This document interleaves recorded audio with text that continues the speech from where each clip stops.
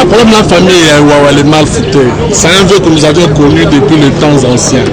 Première chose à faire, le lobby qui est basé dans le certificat d'enregistrement, cette fois ça ne fait pas le droit. Il faut toujours aller à la sous-bassement. C'est que besoin d'un acte de vente. Selon l'explication, maman, où il y a le lobby aussi dans la démarche, que Moutatek, c'est là qui va le panneau au gouverneur de la ville, Mandou Boulaniat. Mais ça, encore un des qui Moutatek qui a un gouverneur de la ville a coupé jamais côté à espace à l'État. Pas que le gouverneur de Boulaniat, c'est la maman, le gouverneur ne peut pas vendre l'espace de l'État avant la qualité de la procédure normale. Pour la côté espace à l'État et c'est dans l'État de délai. Parce que l'État dans le domaine public, après le domaine privé.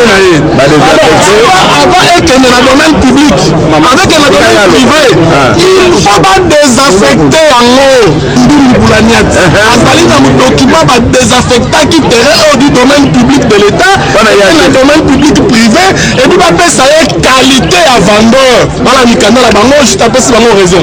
Mais puis son propose simplement, est-ce qu'un gouverneur de la ville a voté comme à l'État pour un plus de ressources à la banque? Si vous avez dépensé beaucoup d'argent, pas le gouverneur Mandou Boulaniati, Azom c'est la banque bâtiment.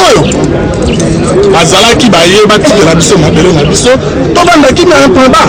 On n'est pas Mandou Boulaniati d'aujourd'hui, il peut pas se rendre